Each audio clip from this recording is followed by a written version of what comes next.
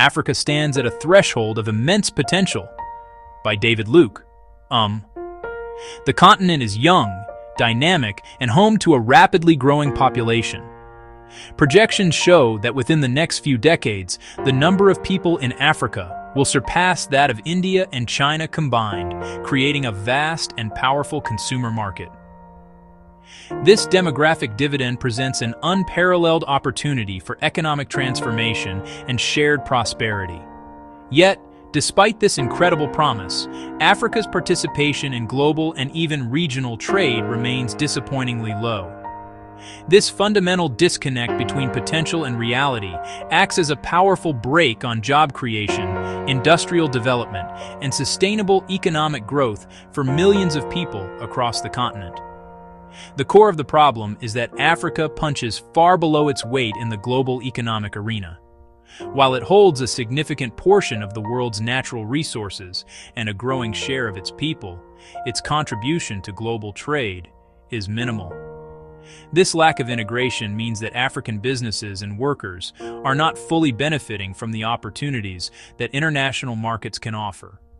It limits the flow of investment, technology, and knowledge that are essential for building modern economies. The limited trade that does occur is often skewed. The current structure of Africa's trade reveals a persistent and problematic pattern. The continent's exports are heavily dominated by raw materials and primary commodities. For countless nations, economic health is tied to the fluctuating global prices of oil, gas, cobalt, copper, cocoa, coffee. While exports can generate government revenue, this model has profound limitations. It creates very few jobs in processing or manufacturing. Raw goods are typically shipped elsewhere to be refined into finished products. That reliance makes economies vulnerable to price shocks and stunts industrial development. When we examine who Africa trades with, a clear picture of external dependency emerges. The European Union remains the continent's single largest trading partner. China has risen to become a dominant force. The United States, India, the United Arab Emirates. These trade relationships are often asymmetrical. Many bilateral deals place African industries at a disadvantage, forcing markets open before local businesses are ready, which can stifle nascent local firms. Some preferential programs exist but come with limits. The U.S. African Growth and Opportunity Act offers duty-free access for certain goods. It helps spur textiles in some countries, but its benefits aren't universal. Launched with great ambition, the African Continental Free Trade Area represents the continent's most significant step toward economic integration and self-reliance. The core mission of the AFCFTA is to break down the barriers to trade that have long divided Africa's 55 countries.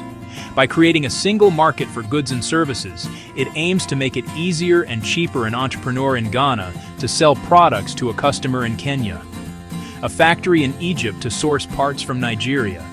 This initiative is designed to unleash the power of intra-African trade, which currently accounts for only a small fraction of the continent's total commerce. The promise of the AFCFTA is transformative.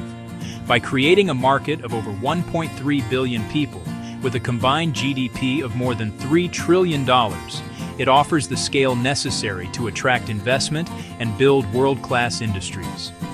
A larger, unified market encourages the development of regional value chains.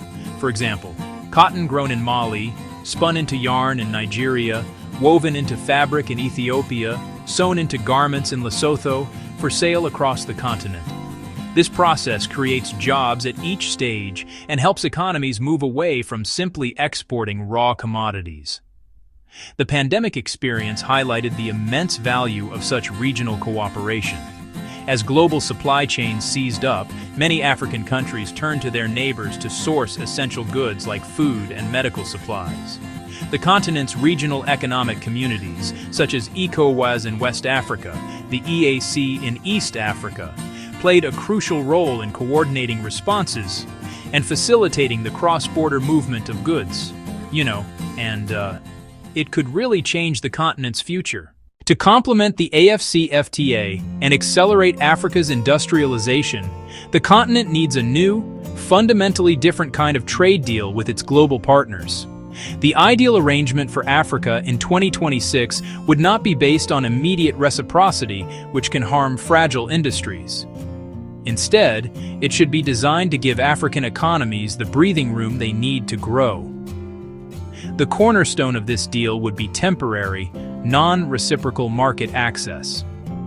This means wealthy partners like the EU, the US, and China would grant duty-free, quota-free access to all goods and services from all African countries. For a clearly defined transition period, perhaps 15 to 20 years, without demanding the same in return. A critical feature would be simple and flexible rules of origin. These rules determine whether a product can be considered African and qualify for preferential access. In the past, complex rules were a major barrier for exporters. A modern deal would allow for accumulation across the entire continent, meaning inputs and processing from any African country, Egypt, Morocco, South Africa, would count toward the final product's origin.